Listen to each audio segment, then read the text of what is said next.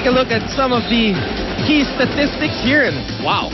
You know, FEU just limited. Kanina you mentioned that the blocking again was there for FEU, something that they managed to recover from on the first set. 16 attack points for FEU, limiting UST to only 6 attack points in that second set. 4 block points for them, only 1 for UST. Still, a number of errors, 10 for UST, for FEU, 5 for UST. 7 of the 10 was from the serve.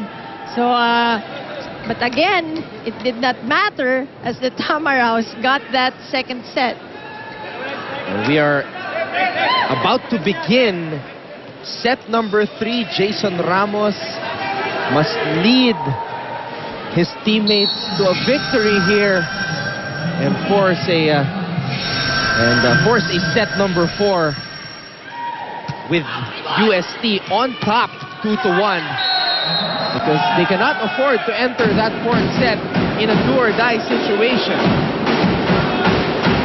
And if you were FEU, I think so far at least the momentum is still on your side. So you don't want to give that away.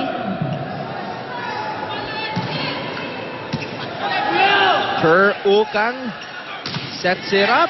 Maverick Gabriel unable to get to it. That's a point courtesy of Alphabara.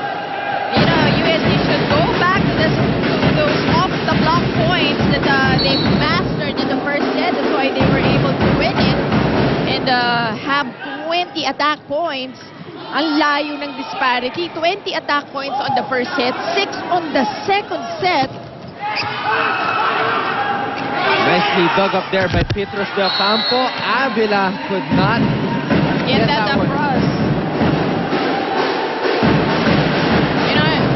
When you see them play, it's becoming a mind game for these two teams. Pero sa women's volleyball, ganun na rin eh, di ba? We're seeing the last game. Jason Ramos unable to keep that ball playable.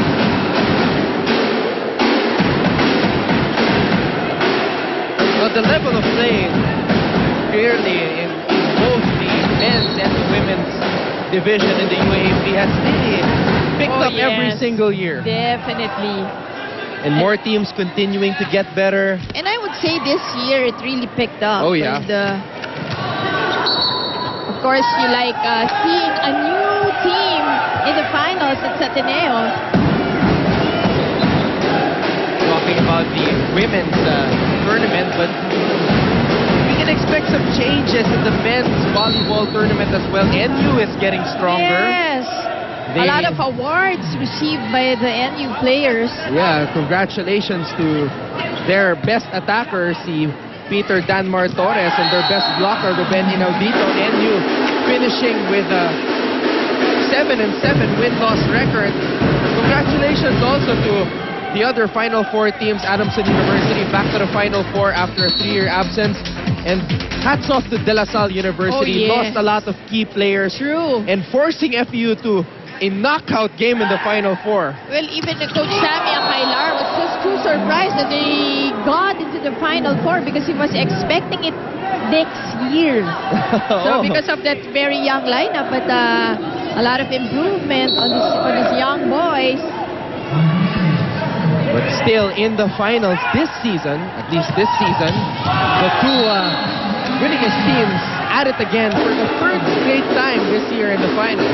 Jason Ramos on that last point, he will really have to step it up. Oh yeah.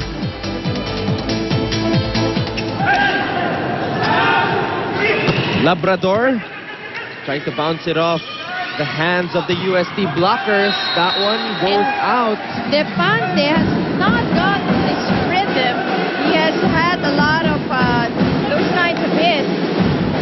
Malayo, no spin, not enough spin, no flicking of the wrist.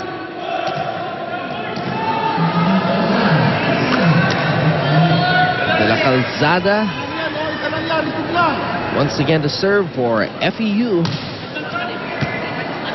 Ukang has to chase that one. And the violation call against FEU, and they knew it. The overreaching violation.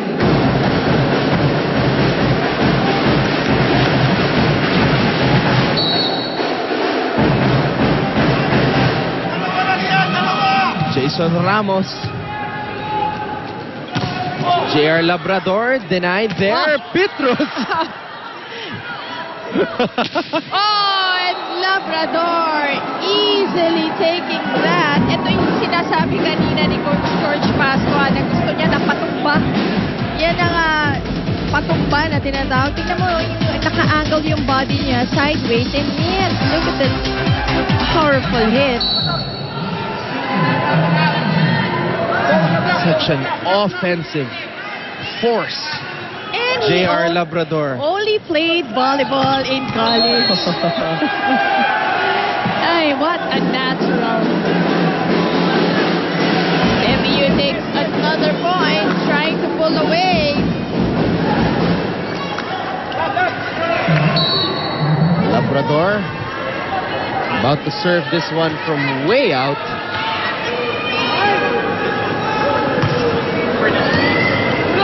Ukang. Labrador receives that one. De Ocampo. Bandiran just sending it over. A joust at the top. UST was able to get to it first. Petrus is doing so many things up in the air. Pati yung teammates niya naguluhan ng konti. But he is just so athletic. Petrus de Ocampo. Perhaps you're going to nitpick on the game of Petrus de Ocampo. Sometimes he tends to overdo it a little bit. Yeah, trying to be a little bit fancy. Parang yung sa basketball, yung parang pinapampampan daming beses bago ishoot. Pwede naman ishoot lang. But, you know, it's all part of the game. And it just makes you, it makes you feel that volleyball, you can do a lot of things in volleyball. It's not a simple sport. May kasamang parang enjoyment, diba? When you watch him play. That's why a lot of people like watching him play. And look at this last point. Quick hit as UST takes it. And he likes that one. Yes. Arbasto likes that one because it was Labrador who fell down trying to receive that. Beliran blasting through that double block. FEU on top by one. Keep it right here on Studio 23.